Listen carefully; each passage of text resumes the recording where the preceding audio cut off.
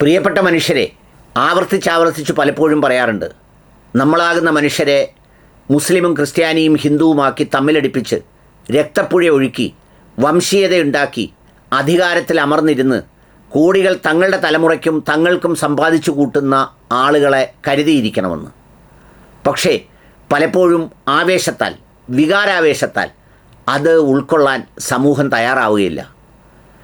എത്രയോ കാലങ്ങളായി, ഏതാണ്ട് 6-7 വർഷക്കാലമായി ക്രിസ്ത്യൻ മുസ്ലിം വിഭാഗങ്ങൾക്കിടയിൽ വലിയ സ്പർദ്ധയുണ്ടാക്കാൻ ഈ ആരിഫ് ഹുസൈനെ പോലെയുള്ള ഒരുപാട് കുറുക്കന്മാരും അതുപോലെയുള്ള പലരും ആസൂത്രിതമായി എടുത്തുപയോഗിച്ചുകൊണ്ടിരുന്ന ഒരു സംഭവമാണ് 2019 ഈസ്റ്റർ ദിനത്തിൽ ശ്രീലങ്കയിലുണ്ടായ ബോംബാക്രമണം.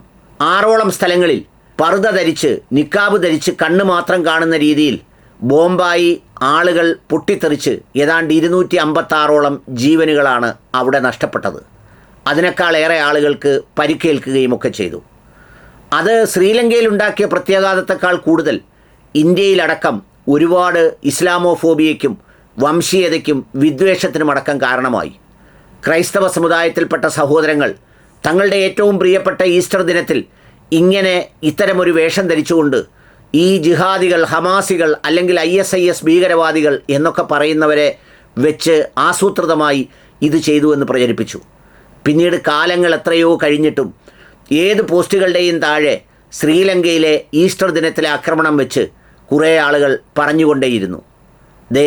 ഇന്ന് ഫെബ്രുവരി 26 ലോകത്തിലെ മാധ്യമങ്ങൾ മുഴുവൻ റിപ്പോർട്ട് ചെയ്ത വാർത്തയുടെ തലക്കെട്ടും വാർത്തയും ഞാനൊന്ന് വായിക്കാം. ആ വാർത്ത ഇങ്ങനെയാണ്: Sri Lanka's former intelligence chief arrested over 2019 Easter attacks. Investigation says Suresh Sallay aided and conspired in the deadly Easter Sunday attack that killed nearly 300 people. അതായത് ശ്രീലങ്കയിലെ ഇൻ്റലിജൻസ് വിഭാഗത്തിൻ്റെ മുൻ മേധാവി അദ്ദേഹമാണത്രേ ഈ ബോംബർമാരെ അറേഞ്ച് ചെയ്ത് അവരുമായി കൂടിക്കാഴ്ച നടത്തി അവർക്ക് വേണ്ട സാമ്പത്തിക സഹായങ്ങൾ ചെയ്ത് ഒരു രാജ്യത്തിനകത്ത് കൊണ്ടുവന്ന് കൃത്യമായി പൊട്ടിച്ചത്. ആ പൊട്ടിച്ചപ്പോൾ വംശീയതയുടെ തലം കൂടി നോക്കി പഴയ കാലത്തെ LTTE കാലഘട്ടങ്ങളിലുണ്ടായിരുന്ന ആ വംശീയതയുടെ തലങ്ങൾ കൂടി നോക്കി കൃത്യമായി ആസൂത്രണം ചെയ്ത് നടപ്പിലാക്കിയത് കൊണ്ടാണ് അത് നടന്നത് എന്നാണ് ഈ റിപ്പോർട്ടിൽ പറയുന്നത്. എന്നിട്ട് അദ്ദേഹത്തെ അറസ്റ്റ് ചെയ്യുകയും ചെയ്തു. ആ സംഭവം നമുക്കെല്ലാവർക്കും ഓർമ്മയുള്ളതാണ്. റിട്ടയർഡ് മേജർ ജനറൽ സുരേഷ് സല്ലെ എന്ന് പറയുന്ന ഫോർമർ ഇൻ്റലിജൻസ് ചീഫാണ് കഴിഞ്ഞ ദിവസം രാത്രി ഇത് ആസൂത്രണം ചെയ്തതിൻ്റെയും നടപ്പിലാക്കിയതിൻ്റെയും വ്യക്തമായ തെളിവുകളോടെ പുതിയ ഭരണകൂടം പിടിച്ച് അകത്താക്കിയിരിക്കുന്നത്. എന്തിനാണ് ഈ 300 പേരെ കൊന്ന് ഇത്തരമൊരു കലാപം സൃഷ്ടിച്ചത് എന്നുള്ളത് നമുക്കെല്ലാവർക്കും അറിയാം. അതിൽ വായിക്കാനും പഠിക്കാനും ചിലതുണ്ട്. ഗോതബയ രാജപക്ഷെ എന്ന ആൾ ശ്രീലങ്കയുടെ പ്രസിഡൻ്റ് ആയതിനു ശേഷമാണ് ഇത്രയും ഒരു ഉയർന്ന പദവിയിലേക്ക് ഇദ്ദേഹത്തെ പ്രൊമോട്ട് ചെയ്തത്. ഈ ആക്രമണം കഴിഞ്ഞ് ദിവസങ്ങൾക്കകം ഇലക്ഷൻ പ്രഖ്യാപിക്കുകയായിരുന്നു. ഇതിൽ ചർച്ചിനെയാണ് ആസൂത്രിതമായി ആക്രമിച്ചത്. 50ഓളം ഫോറിൻ നാഷണൽസാണ് ഈ ക്രൂരമായ പൊട്ടിത്തെറിയിൽ കൊല്ലപ്പെട്ടത്.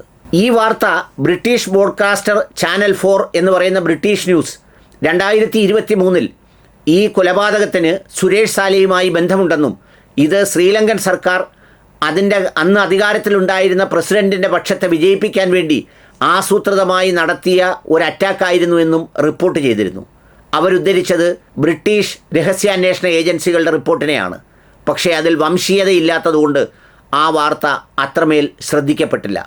അന്നത്തെ ചർച്ചുകൾക്കകത്തുമൊക്കെ ഈസ്റ്റർ ആഘോഷിക്കാൻ വന്ന മനുഷ്യർ ചിന്നിച്ചിതറിയത് ഈ പർദ്ദാധാരികളും നിക്കാബുധാരികളുമാണ് എന്ന് പറയുന്ന വാർത്ത കേരളത്തിലടക്കം എത്ര വികാരപരമായാണ് വിറ്റെടുത്തത്.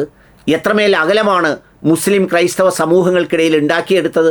യവന്മാർ മുഴുവൻ എല്ലായിടവും ഭീകരമാണ്, ശ്രീലങ്കയിൽ ഈസ്റ്ററിൻ്റെ ദിവസം ആക്രമിച്ചത് കണ്ടില്ലേ, ചർച്ച് തകർത്തത് കണ്ടില്ലേ എന്ന തരത്തിലൊക്കെ മനസ്സിൽ ഉണങ്ങാത്ത മുറിവുകൾ സൃഷ്ടിച്ച് ഒരുപോലെ ജീവിച്ചിരുന്ന, വേദക്കാരെന്ന് ഒരുമിച്ച് വിശ്വസിച്ചിരുന്നവർക്കിടയിൽ ഭിന്നതയും വെറുപ്പും വിദ്വേഷവും വിളവെടുക്കാൻ വേണ്ടി ഈ രാജ്യത്തും ഈ സംസ്ഥാനത്തുമൊക്കെ ഈ ആക്രമണത്തെ ഉപയോഗിച്ചു. ഇന്നിതാ യഥാർത്ഥ പ്രതി പുറത്തു വന്നിരിക്കുന്നു. സ്വന്തം രാജാവിൻ്റെ വിജയത്തിനു വേണ്ടി, തന്നെ അധികാരത്തിലേക്കെത്തിയ യജമാനൻ്റെ വിജയത്തിനു വേണ്ടി ആസൂത്രിതമായി സ്വന്തം നാട്ടിലെ 500 മനുഷ്യരെ കൊലയ്ക്ക് കൊടുക്കാൻ മടിയില്ലാത്തവൻ്റെ പേരാണ് ഇൻ്റലിജൻസ് ചീഫ് മേധാവിയെന്ന്. അത്തരം ആളുകൾ കാലം അല്പം കഴിഞ്ഞാലും ഇതൊക്കെ മറനീക്കി പുറത്തു വരിക തന്നെ ചെയ്യും എന്നതാണ് സത്യം. പക്ഷേ അതുവരെ വേട്ടപ്പട്ടികളെപ്പോലെ അങ്ങോട്ടും ഇങ്ങോട്ടും ആക്രമിച്ച് സ്വയം നശിച്ചു പോകുന്ന മനുഷ്യരെക്കുറിച്ച് ഓർക്കുമ്പോൾ മാത്രമേ ദുഃഖമുള്ളൂ. ഇനി ബാക്കി വിവരങ്ങൾ കൂടി പുറത്തു വരാനുണ്ട്. ഇതിനുവേണ്ടി കണ്ടെത്തിയത് അവിടുത്തെ തന്നെ ലോക്കലായിട്ടുള്ള ഒരു ആംഡ് ഗ്രൂപ്പിനെയാണെന്നും അതും ഇസ്ലാം മതവുമായി ഒരു ബന്ധവുമില്ലെന്നും അത് ചാവേറുകളായിരുന്നുവെന്നും അവരെ തയ്യാറാക്കിയത് ഇൻ്റലിജൻസ് മേധാവി തന്നെയാണെന്നുമാണ് പറയുന്നത്. ആലോചിച്ച് നോക്കണം, വേലി തന്നെ വിളവ് തിന്നുന്നു എന്ന് പറയുന്നത് പോലെ. ഇത്തരം അക്രമങ്ങളെ കണ്ടുപിടിക്കാൻ, അത് റിപ്പോർട്ട് ചെയ്യാൻ, അതിൽ നിന്നും സ്വന്തം ജനതയെ രക്ഷിക്കാൻ ബാധ്യതയുള്ളവനാണ് ഇത്തരം ചാവേറുകളെ രംഗത്തിറക്കി മനുഷ്യരെ കൊന്നു തള്ളുന്നത്. ഒന്ന് ആലോചിച്ച് നോക്കൂ, ചിന്തിക്കാൻ വേണ്ടി മാത്രം.